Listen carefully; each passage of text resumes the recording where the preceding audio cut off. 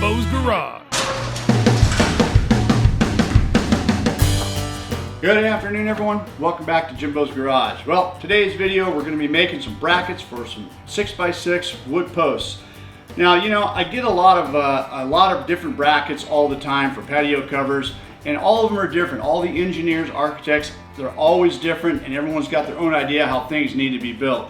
On this particular project, the plans call for 6x6 square tube, quarter thick wall, 24 inches long, with one 9/16 hole drilled all the way through to accept a 1/2 inch bolt.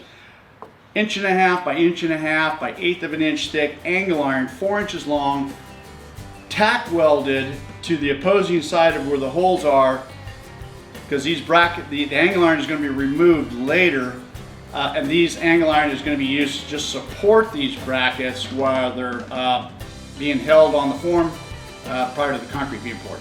So anyways, we got some drilling to do, some cutting to do, and a little bit of tack welding to do, so let's get started.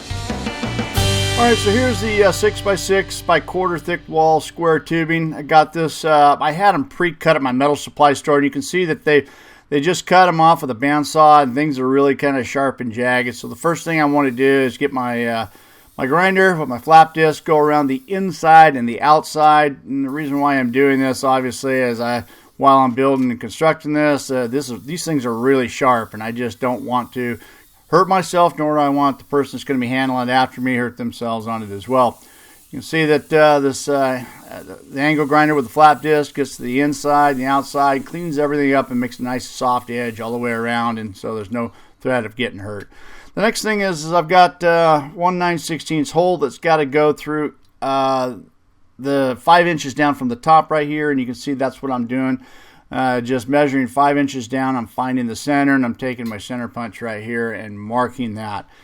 And then I'm bringing in the mag drill. You know, this has really been a handy tool here in the shop. This is something I really didn't think I'd be using as much as I do, but I find it very useful. So this is the annular cutting kit that I picked up to go along with the mag drill, and I picked this up on Amazon. I think I paid like $180 for it, and I think that's a really fair deal considering all the cutters you get and the kit and everything that comes with it. So by just lining the mag drill up over your center punch and just lining it up, you're off and running, and everything works really good. And I thought maybe it'd be kind of fun to show you guys all kinds of different angles of the drilling process right here, and it was kind of fun to shoot all this, and hope you guys enjoy all that. You can see how well the thing really works. That little center punch on there just lines right up inside the center punch hole you make, and lock it in place. It's good to go. You can see I've got this little mag squares that I use on the side. The reason is the steel is rounded over on the edges, and I want to find dead center of 6 inches, and I'm just using that as a straight edge reference there. You know, with 18 holes to drill, you can see how quickly and smoothly everything operates with this mag drill.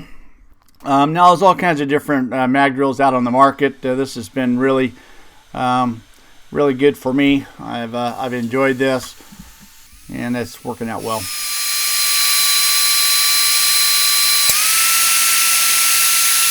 Okay, so I got all the holes drilled, and I gotta say that went pretty well. You know, that mag drill is a lifesaver. I can't imagine doing this job without a mag drill. I don't have the capability of even setting this up in my drill press. It's such big material for me. But hey, the mag drill worked out perfect. Now it's time to cut these angle iron pieces. Let's do it. Alright, so I'm using the Fein slugger right here to cut the angle iron pieces I need, and I don't know what happened here, but I got carried away and miscounted how many pieces I need, and I actually counted 10 pieces too many, but that's okay. We'll use them for welding coupon later on down the road. But anyways, these things are 4.5 inches down from the top, and I'm using the same process I did before for the holes. I'm using the little mag squares from the ends to ensure that I get 4 inches down from the top and 1 inch in from the side, and then we're ready to get these pieces of angle iron welded on. Alright, so we got all our angle iron pieces all cut out, and I've got all the square tube marked and ready to go. We're just going to tack these angle pieces on. So let's fire up the HTP and get her done.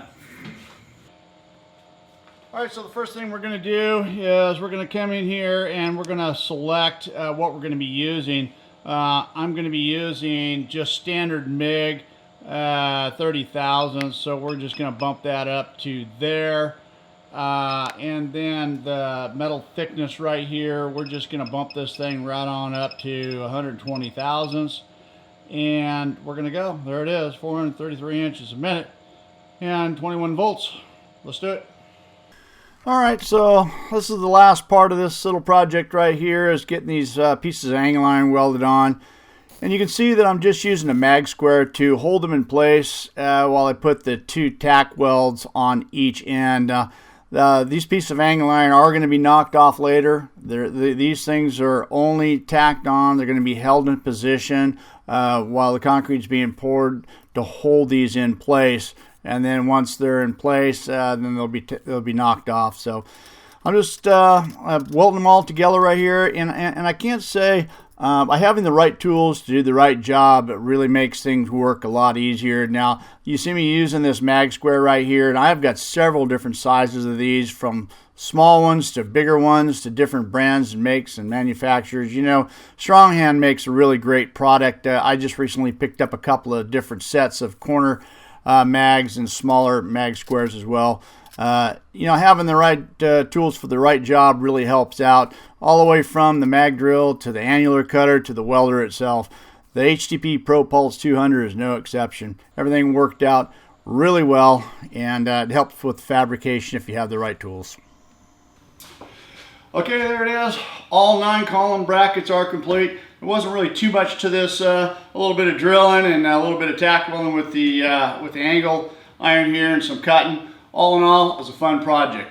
You know, there's certain tools that really excel in certain applications, and in this case, the Dewalt DWE 1622 mag drill really did its job on this one. I couldn't imagine drilling all these by hand. There's 18 holes complete. It probably took me about 30 minutes to drill all 18 very efficiently, very smoothly. It was a great tool. Hope you guys enjoyed this video. Thanks for watching. Don't forget to rate, comment, and subscribe for more videos. See you next time on Jimbo's Garage.